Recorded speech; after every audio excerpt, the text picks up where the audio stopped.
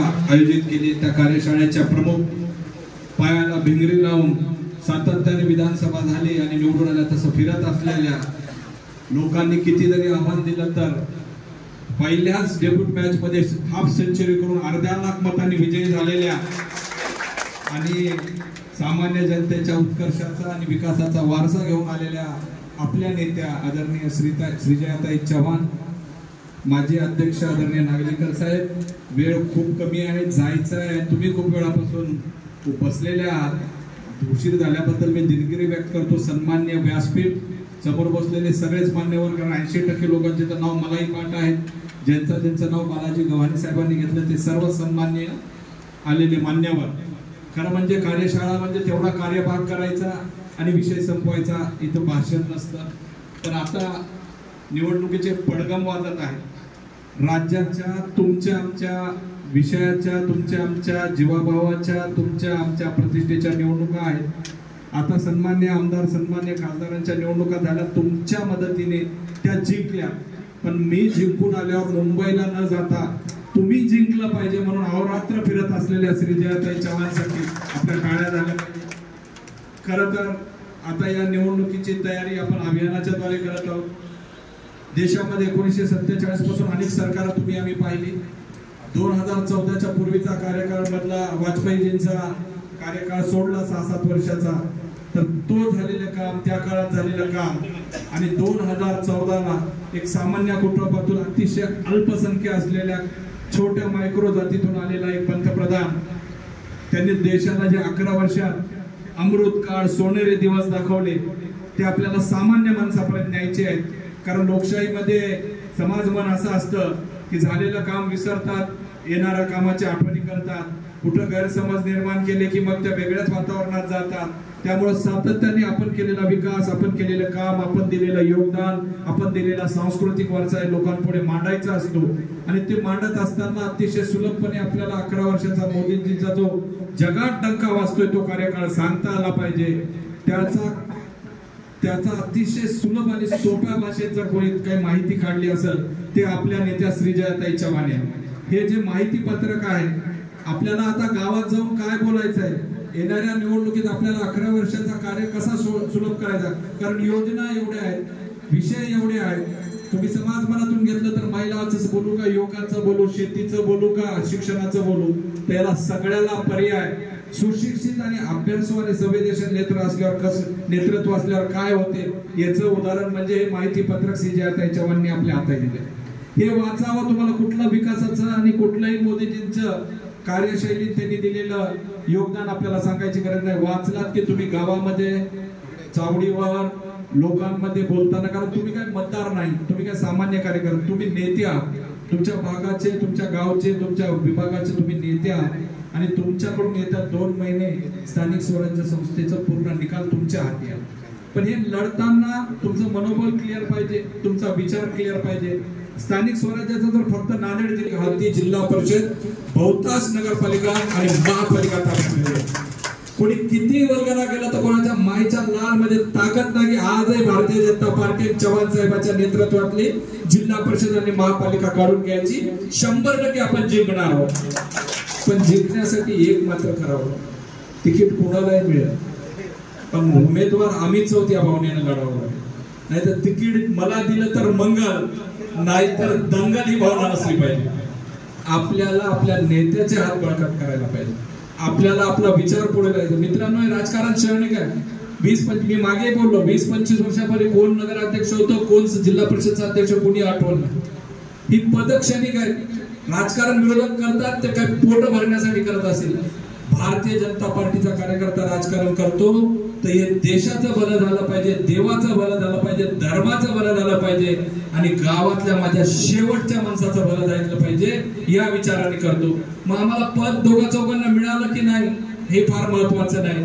हा देश घडला पाहिजे, मोदीजींचे हात मजबूत झाले पाहिजे, देवेंद्रजी फडणवीस, बावनकुळे साहेब, रवींद्र चव्हाण साहेबांचे हात मजबूत झाले पाहिजे आणि जिल्ह्यातलं देश आणि राज्य ज्यांच्याकडे बघतात अशोक चव्हाण साहेब आणि सर्व सन्मान्य आमदारांचे हात बळकट झाले पाहिजे. यासाठी आपल्याला कार्य करता आले पाहिजे. आपल्याला बघता आलं पाहिजे की आपले एकूण बूथ किती आहेत, ग्रामीण मध्ये बूथ किती आहेत, शहरात बूथ किती आहेत, A+ किती आहेत, म्हणजे 70% वर आपण मतं घेतलेलं बूथ किती आहेत, B+ बूथ किती आहेत जिथे 50% पेक्षा आम्हाला मतं जास्त मिळाली, C+ बूथ किती आहेत की ज्याच्यामध्ये आम्ही 50% पेक्षा म्हणजे मागे पडलेलो आहोत. मग या बूथवर आम्हाला काय करायला पाहिजे, योजना राबवावं लागतील का, समाजाची गणितं जुळवावं लागतील का, कोणत्या प्रमुख नेत्याला तिथे नेऊन बसवावं लागेल का, कुठल्या सुविधा द्याव्या लागतील का की जेणेकरून हे C चे बूथ B मध्ये आले पाहिजे, B चे बूथ A मध्ये आले पाहिजे आणि A+ बूथ मध्ये 10% मतदान जर वाढले तर आपलं निर्निवाद एक हाती सत्ता नांदेड जिल्ह्यात आल्याशिवाय राहणार नाही.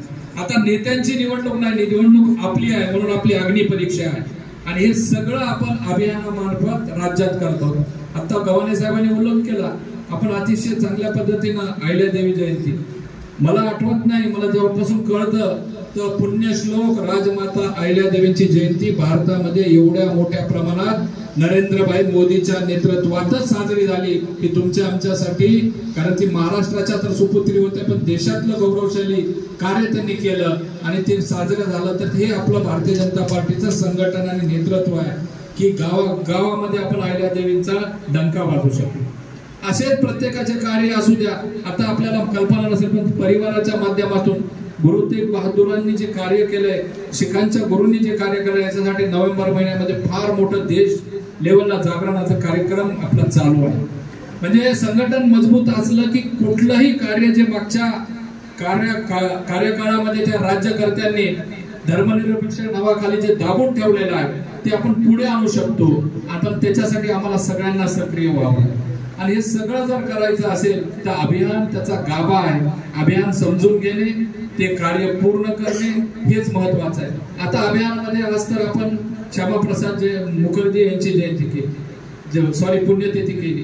काय विचार होता, भारतीय जनसंघाचे 1951ला संस्थापक अध्यक्ष असलेले श्यामाप्रसाद मुखर्जी 47च्या संयुक्त पक्षाच्या सरकारमध्ये, काँग्रेसी सरकारमध्ये मंत्री असलेले श्यामाप्रसाद मुखर्जी, सगळा जग आणि सगळा देश जेव्हा स्वतंत्र भारत झाला म्हणून जग कुतूहलाने पाहत होतं, भारतीय आनंदित होता.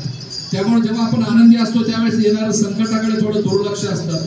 पण माणसाचं व्यक्तिमत्व कसं आहे पहा, विचार कसे आहेत पहा, अभ्यास किती आहे पहा, दूरदृष्टीकोन किती पहा. संविधानामध्ये जेव्हा 370 कलम आलं, त्याच्यासोबत 35A आलं, तर भारतामध्ये पहिल्यांदा या कलमाचा जम्मू काश्मीरसाठी विरोध कोणी केला असेल त्या आनंदी वातावरणामध्ये, स्वातंत्र्याच्या वातावरणामध्ये, तर श्यामाप्रसाद मुखर्जी त्यांनी हेरलं की आज आपण त्यांना वेगळं 370चं स्टेटस देत आहोत, त्याचा नक्कीच फटका आम्हाला बसणार आहे. आणि पुढे काळाच्या ओघामध्ये आपल्याला दिसून आलं की जम्मू काश्मीरमध्ये कशी फुटुरवादी वातावरण तयार झालं, अतिरेकी कशी झालं, पाकने त्याला बळ कसं दिलं आणि तिथे भारतीय म्हणून जगायला, हिंदू म्हणून जगायला किती अडचणी निर्माण झाल्या. हजारो लोकांचं शिरकाण झालं, हजारो मंदिरं तिथं पडली. वातावरण निर्मिती करण्यासाठी, याच्या विरोधात आवाज उठण्यासाठी मे महिन्यामध्ये ते जम्मू काश्मीरमध्ये गेले आणि 23 जूनला त्यांना अटक झाल्यानंतर जेव्हा जायला सुद्धा परमिट लागायचं जम्मू काश्मीरमध्ये आणि परमिट घेतलं नाही, या कारणावर तात्कालीन सरकारनं त्यांना अटक केलं. ते जरी म्हणत असले जेलमध्ये ते वारले, पण जेलमध्ये त्यांचं शहीद झाले, त्यांचं बलिदान घेण्यात आलं, त्यांची हत्या झाली म्हणलं तर वावगं ठरू नाही. पण त्यांची हत्या झाल्यानंतर त्याचा बदला घेण्यासाठी आणि त्यांचा विचार मात्र भारतीय जनता पार्टीच्या कार्यकर्त्यांनी मागे पडू दिला नाही.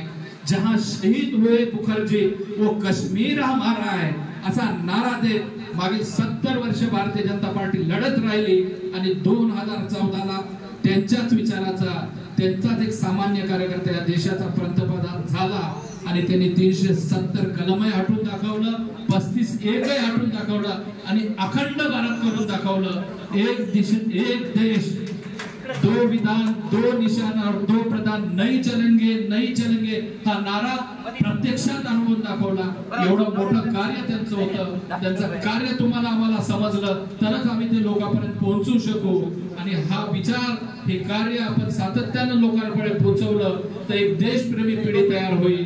सर्व विकासाचे जे काही कार्य आहेत ते श्रीजयाताईंनी जे आपल्याला दिले त्याचा थोडा 2 दिवस अभ्यास करा, कारण यानंतर गाव पातळीवर, शहरात वार्ड पातळीवर आपल्याला प्रत्येक बूथवर चौपाल सभा घ्यायच्या आहे. त्याच्यातून आपल्याला 11 वर्षाचं सुशासन, जगात वाढत असलेला भारताचा डंका, गरीब माणसाचा उत्कर्ष आणि विकासाचे सर्व आयाम समजून सांगायचे आहे. आणि ते जसं जसं तुम्ही लोकांना समजून सांगाल, मनामनात आणि विचारामध्ये मेंदूमध्ये भारतीय जनता पार्टी आणि त्यांचं कार्य लोकांत जाईल आणि निश्चितपणे त्याचा फायदा लॉंग टर्म मध्ये होईल. पण आता स्थानिक स्वराज्यामध्ये आपलं स्वराज्य आल्याशिवाय राहणार नाही. त्यासाठी आपण मोठ्या कोशिशीने काम करावं एवढीच विनंती घेऊन करतो आणि रजा घेतो. जय हिंद, जय महाराष्ट्र, जय श्रीराम.